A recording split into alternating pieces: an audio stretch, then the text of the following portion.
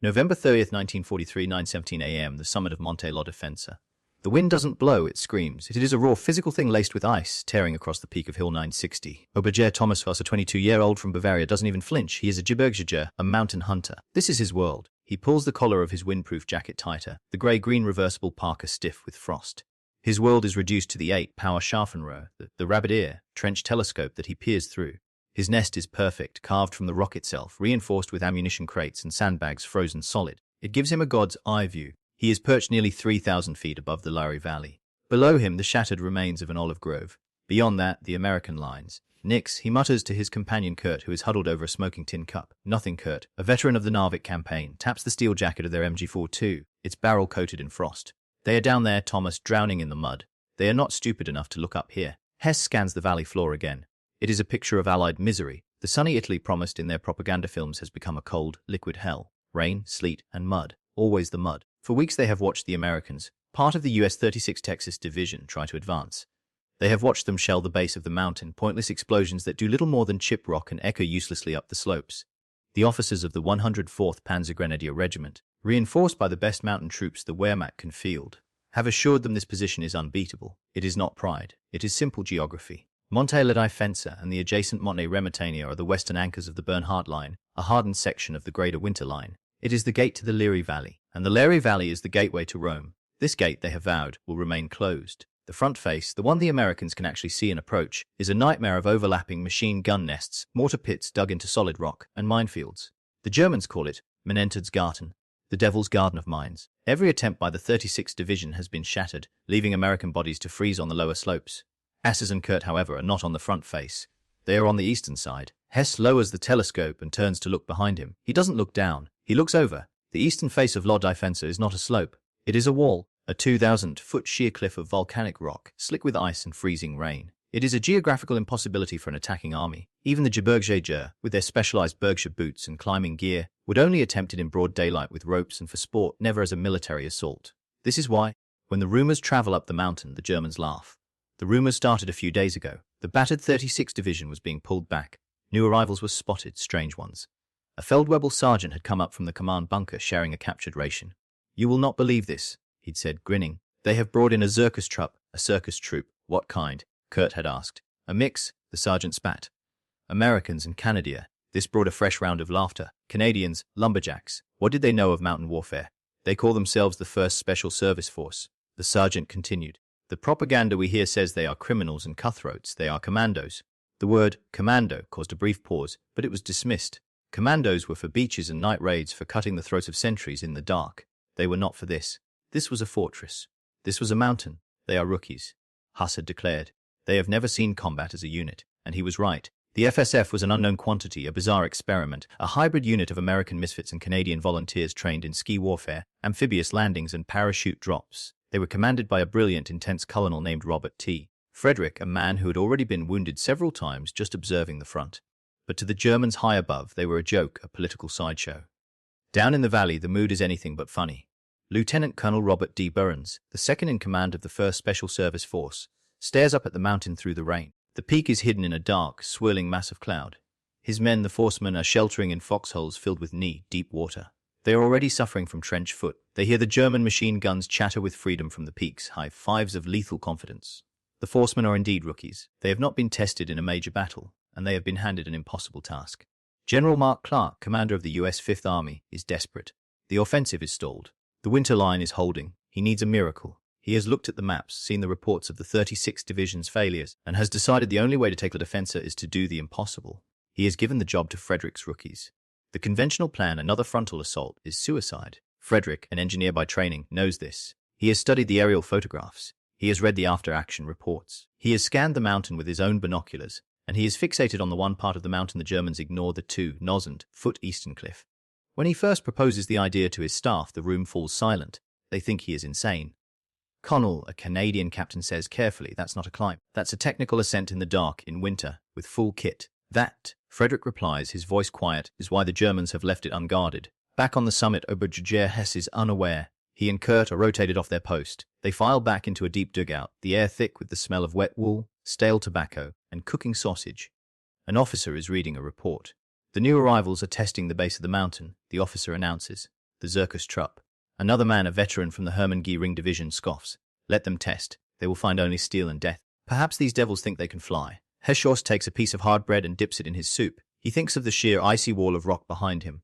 He thinks of the 2,000-foot drop into blackness. He smiles. Let them come. We are mountain hunters. They are just Americans. Outside, the storm gathers. The temperature drops. The wind howls like a mourning ghost. And far below, in the mud, thousands of men are checking their weapons, blackening their faces, and preparing for a climb into hell. The rookie unit, the 50% Canadian Devils Brigade, is about to take the stage. December 2nd, 1943, 3:45 p.m. the base of Monte La Difensa. It is not just dark. It is a wet, consuming blackness. The world has dissolved into three elements: freezing mud, driving sleet, and the smell of fear. For the men of the 2nd Regiment, 1st Special Service Force, the wait is over. The order comes down the line, passed not by a shout but by a whisper, a hand clap on a shoulder, a shadow moving. Move out. There is no clinking of canteens, no metallic rattle of rifles. These men are professionals. Their gear is taped down, webbing is silenced. Faces are coated in a thick paste of blackening charcoal and olive oil. They are ghosts rising from the watery earth. Sergeant Bill Story, an ex-Montana trapper who could skin a deer in 3 minutes flat, adjusts the strap of his V-42 stiletto. The specialized fighting knife with its narrow blade and thumb dagger pommel is designed for one purpose: silent killing. Beside him, Corporal Jacques Frenchie, Lamontagne, a lumberjack from northern Quebec, shifts his rucksack. It is loaded not just with grenades and K-ration biscuits but with coiled ropes, not standard-issue climbing ropes but nylon ropes acquired from naval depots. These men are the hybrid. They wear American M941 field jackets but carry Canadian patent rucksacks. They fire American M1 Garands and Canadian-made Bren guns. They are the 50% Canuck and 50% Yank force that the Germans on the peak find so amusing. But they are not laughing, they are focused. Lieutenant Colonel Burhans leads them. They move out of their miserable foxholes and into the no man's land between the lines. The first objective is not the cliff. It is just reaching the cliff. They move single file, following white tape markers laid by scouting parties. The ground is a treacherous soup of mud and shattered rock. They pass the frozen, unburied remains of men from the 36th Division. No one looks. To their left, further down the valley, a calculated diversion begins. The 36th Division, the same men who were shattered on these slopes, now provide the anvil. They open up with a ferocious artillery barrage. 55-long tom shells scream overhead, pounding the front of La Difensa. This is the soundtrack to the climb. High above, in his dugout, Obergere Thomas Suss listens to the barrage. It is heavier than usual, but it is familiar. See, Kurt says, lighting a cigarette in his cupped hands. The Americans are trying to knock on the front door again. Fools, they will break their hands. Hayes nods, reassured. The noise is loud. It covers all other sounds. It is the perfect cover. By 1100 p.m., the 2nd Regiment has reached the objective, a deep, narrow ravine at the base of the sheer eastern face. This is the moment. The forcemen look up. You cannot see the top. You cannot even see 10 feet up. The 2,000-foot cliff disappears into the black, blizzard-filled sky. The sleet is now freezing to the rock, coating it in a thin, treacherous layer of ice. Colonel Frederick is here, moving among his men. He finds the regimental commander, Colonel Paul D. Adams. Paul, Frederick says, his voice flat and calm. It's your show. Adams turns to his men. First platoon, lead the way. A young lieutenant, a former mountain guide, steps forward with his team. They are the lead climbers. They carry Python's hammers and the precious nylon ropes. They are not carrying rifles. Their weapons are their hands. They touch the rock. It is colder than steel. It bites at their fingertips through their wool gloves. The first hammer blow is muffled by the wind and the artillery clink. The Python grinds into a crack. Clink, it holds. A man clips in, tests his weight, and begins to climb. This is not a climb in the way a soldier scrambles up a hill. This is technical vertical scaling in the dark, in a blizzard, with 60 pounds of gear. They establish the first rope line, then the next. They work in stages, hammering in pythons, securing a line, and sending the word down. Rope. The main body of the force begins to move. It is a slow, agonizing process. You climb with your hands, your knees, your teeth. Your pack, heavy with grenades and ammunition, tries to pull you backward into the abyss. Men slip. A sound, a boot scraping rock, echoes like a gunshot in the immediate silence. Men freeze. They hang on the ropes, breath held, listening. Nothing. Only the storm. Only the distant thunder of the 36th Division's barrage. The Germans are deaf. For 6 hours they climb. Fingertips are raw, bleeding, they're numb. The men are soaked, not just with sleep but with sweat. The freezing wind whips the sweat and turns their jackets into plates of ice. A Canadian private, barely 19, loses his grip. He swings wildly on the rope, smashing his shoulder against the rock face. He grunts, chokes back a scream. His buddy on the rope above him, a former Detroit auto worker, reaches down a boot. The private grabs it. He is pulled up. The line continues. They are not soldiers. They are a single thousand limbed creature clawing its way up the mountain. Halfway up, the reality of their position sinks in. They are totally committed. There is no retreat. You cannot climb down this face in the dark. It is the summit or it is the void. By 4:30 a.m., the lead elements, the Canadian and American climbers, are near the top. They can feel the air thin, the wind bite with even more fury. They are approaching the impenetrable fortress. They are exhausted. They are frozen, but they are silent and they are very, very angry. Down in the valley, Colonel Frederick stands by his jeep, his radio operator beside him. He has heard nothing for hours. He just stares up into the blackness, his jaw set.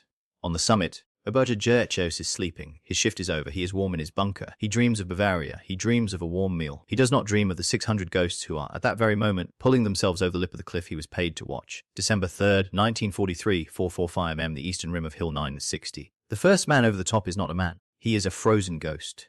Sergeant Bill Story rolls over the rocky lip, the V-42 stiletto already in his hand. He doesn't make a sound. He is pure cold motion. He lies flat for a moment, his face pressed to the frozen gravel. The wind is a physical blow, a solid wall of noise that is, incredibly louder than the artillery. This is their shield. One by one, the lead elements of 1st Battalion, 2nd Regiment spill over the edge. They are followed by the 2nd Battalion. Men move with the practiced economic movements of hunters. There is no celebration, there is no relief. There is only the objective. Corporal Frenchie Lamontagne is right behind Story. He gently unslings his Bren gun, laying its bipod on the rock. He scans the darkness. Ahead, not 30 yards away, is a dark shape, a Scharfenrohr. A trench telescope points east, uselessly over the cliff they just climbed. It is the post WW2 had abandoned hours ago. It is unmanned. The forcemen have achieved the impossible, total tactical surprise. They have climbed a 2-4-foot sheer cliff in a blizzard at night, and are now assembling on the summit, and the WW2 are fast asleep. The officers move among the men, their hands giving signals. Form up, move to the objective. The objective is the main German garrison dug into a cluster of bunkers on the reverse slope facing the front of the mountain. The forcemen have landed behind them. They move past the unmanned MG-42 nest. They are a tide of black-faced commandos armed with fighting knives, Thompson submachine guns, and M1 Garands. A shadow detaches itself from a rock. A German sentry returning from a latrine trench stops. He freezes. He squints into the driving sleet. He sees nothing, just the wind. Then he sees a flicker of movement. He opens his mouth to shout, alarm. Sergeant Story covers the 10 yards in less than 2 seconds. The German's cry is choked off before it begins. The V-42 stiletto finds its mark. The sentry slumps, his Mauser rifle clattering on the rock. The sound is catastrophic. Fire, a Canadian lieutenant screams. The summit of Monte La Difensa explodes. WW2 Thomas Hass is ripped from his sleep by a sound he cannot process. It is not artillery. It is not the familiar chatter of his own MG-42s. It is the deep, throaty thump, thump, thump of a Bren gun, and it is behind him. He scrambles from his bunk, grabbing his MP-40. His companion Kurt is already at the bunker door. Was ist? Kurt yells. A grenade, an American MK2 Pineapple, bounces off the stone entrance and explodes. The blast throws Ace backward, his ears ringing. The air filled with dust and the smell of cordette. Kurt is gone. Alarm! Alarm! Der Feind ist here! The German garrison erupts from its holes. They are confused, disoriented, half-dressed. They run from their warm dugout straight into a wall of lead. The forcemen are no longer silent. They are screaming. They are howling. The pent-up fury of the climb, the cold, and the fear is unleashed in a wave of terrifying violence. Frenchie Lamontagne has his Bren gun set up. He opens fire, the tracers lancing into a group of Jaeger trying to man a mortar. Mon Dieu Salodz, he roars. Eat this, bastards! The Germans fight back with the savagery of trapped animals. They are elite troops. They recover in seconds. A MG-42 opens up from a fortified nest, its 200 round per minute buzzsaw slicing the darkness. The bullets snap over the forcemen's heads, kicking up stone chips that sting like shrapnel. Men from the 2nd Regiment respond, charging the nest. It's not a tactical bound. It's a brawl. They don't use bullets. They use grenades and bayonets. The rookies are fighting with a ferocity the Germans have never seen. They are using their specialized tools. An American from Montana uses his V-42 to clear a trench. A Canadian from Alberta uses the butt of his Garand to crush a helmet.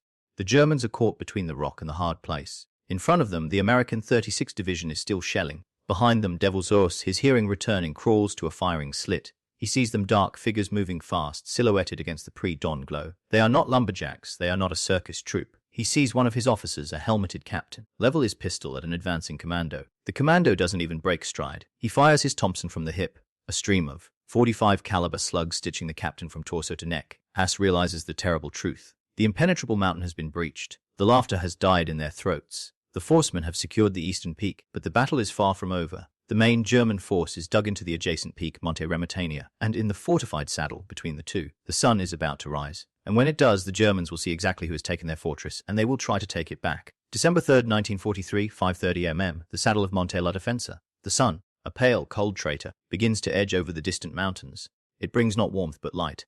And light is the enemy of the exhausted attacker.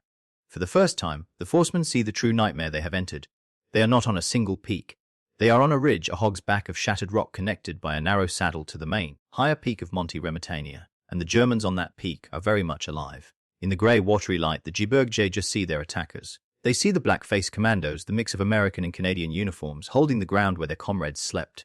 The German reaction is not panic, it is fury. A red flare streaks up from the Remitania command bunker. It is the signal counterattack. All positions. From deep within the rock, from positions the forcemen didn't even know existed, the mountain comes alive. The real German defense grid activates. Brigade Thomas Chessis, his ears still ringing, has found a new position. He is linked up with a machine gun team from the 104th Panzer Grenadiers. They are not Gebirgsjäger, but they are hard veterans of the Eastern Front. Dort sein Sie! The gunner screams. There they are! He yanks the charging handle of his MG42. The buzzsaw rips the dawn apart. Few are free! The crossfire is devastating. The forcemen, who thought they had reached the summit, are now caught in the open, in a killing field between the two peaks. Bullets snap and whine, ricocheting off the volcanic rock. Corporal Frenchie Lamontagne, trying to move his Bren gun, is hit. A round punches through his thigh, spinning him into the rocks. He grits his teeth, shoves a fistful of snow into the wound, and screams for his number 2 to take the gun. They're pinned. The German officer shouts, "Mortars fire on the saddle!" Thump, thump, thump. The German ACM Granatwerfer mortars, zeroed in on their own positions, begin to walk a curtain of high, explosive death across the ridge. Shrapnel and rock fragments fill the air. This is the decisive moment. The forcemen are trapped. They are exhausted from the climb. They are outnumbered by the main garrison. They cannot go back down the cliff. They cannot stay where they are. "The only way out is forward! 2nd Regiment, on me!" It is the voice of Lieutenant Colonel Robert Burhans. He is on his feet, his Thompson submachine gun in his hands. Charge! It is madness. It is suicide. And it is the only thing that will work. The rookies, the 50% Canadian Devils Brigade, get to their feet. They rise out of the rocks into the storm of machine gun fire, and they charge. They are not a disciplined line. They are a screaming, savage mob. They pour into the saddle, running toward the German machine guns. Sergeant Bill Story is at the front. He leaps into a German trench, landing on 2 soldiers. His V42 rises and falls. He doesn't stop. He vaults the trench and keeps running. This is the fighting that will birth a legend.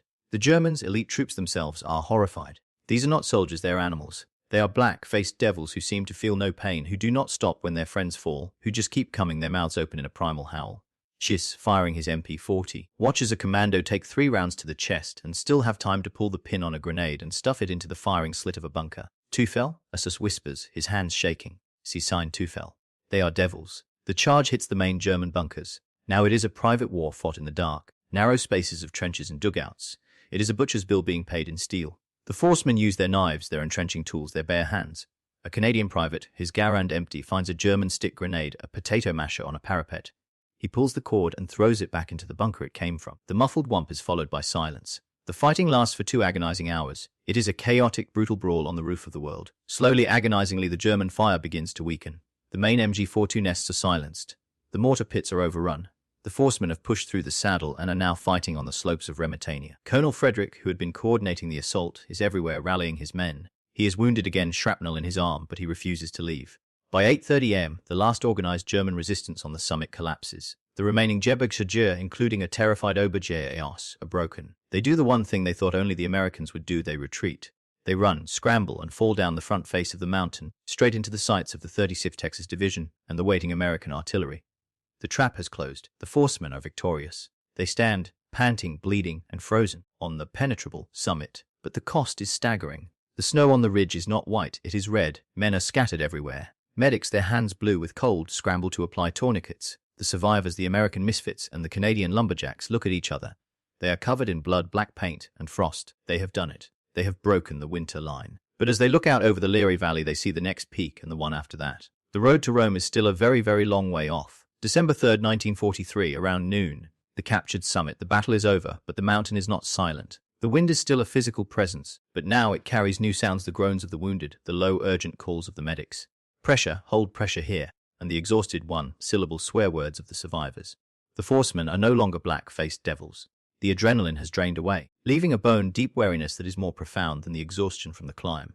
The charcoal paint is smeared, running with sweat and blood, revealing the pale, shivering skin of young men. A Canadian sergeant, his hand wrapped in a bloody field dressing, sits on the steel jacket of the silenced MG42. He stares at his own boot, unable to process the last 3 hours. Beside him, a medic is working on Corporal Frenchie Lamontagne, the Quebecois lumberjack. "You will keep the leg, mon ami," the medic says, his voice flat. "But you will not be climbing any more mountains this winter, mercy," Frenchie whispers. And then, for the first time, he shivers, the shock setting in. This is the reality of the victory. The 1st Special Service Force has taken 11 officers and 63 enlisted men prisoner, but they have paid their own bill. The ridge is littered with their men. The final count will be devastating: 110 casualties, dead or wounded, a brutal price for a rookie unit in its first ever engagement. But what they have done echoes down the valley. In the German command bunkers further down the winter line, the reports are met with stunned disbelief. "What do you mean captured?" A German major screams into a field phone. Who captured it? The report is stammered. It was the commandos, Herr Major, the Americans and the Canadians. How? The Major demands. Did they fly? The answer comes from a debrief of the survivors, men like WW2, who is now miles away, his eyes vacant, his hands still shaking. He is trying to explain to an intelligence officer what he saw. He cannot describe the climb. He still believes it to be impossible. He can only describe what arrived on the summit. They were not men. Hassa says, his voice a dry rasp. They were shadows with black faces and big knives. They came out of the storm. He remembers the charge, the men who took bullets and kept coming, the sheer primal fury. They howled like animals. We shot them, and they did not stop. They are not soldiers. They are Teufel. Devils. The name sticks. The German propaganda machine, in a rare moment of admitting a loss, will seize on this. They will broadcast warnings about a new, terrifying unit, a Black Devil Brigade, so savage they do not take prisoners. But on the summit, the devils are just men. Colonel Robert T. Frederick, his arm in a sling, stands with a radio operator. The message comes in. General Mark Clark is on the line. The commander of the Fifth Army is thrilled. You've done it, Frederick. You've broken the line. You've opened the gate. Frederick looks around. He sees the cost. He sees the wounded being prepped for the agonizing 6-hour hand carry back down the mule trails. He sees the frozen bodies of his own men and of the Germans. We have the objective, sir. Frederick says, his voice heavy. The mountain is ours. The capture of Monte La Difensa was the key. It unhinged the entire western anchor of the Bernhard Line. The impenetrable fortress, the one that had laughed at the Allies for weeks, had been taken in less than 3 hours of combat by a unit that wasn't supposed to exist. The rookies, the 50% Canadian, 50% American experiment, had been forged in the ice and fire of the climb. They had scaled a 2,000-foot sheer cliff in a blizzard in the dark and had proven not only their concept but their courage. They would be known from this day forward by the name their enemies gave them, the Devil's Brigade. If this incredible story of courage and the impossible made possible moved you, please hit the like button and share this video. Tell us, what do you think was the most amazing part of the Devil's Brigade's climb? The impossible cliff, the surprise attack, or the fierce battle at the top? Let me know in the comments below. Don't forget to subscribe for more incredible true stories from World War II.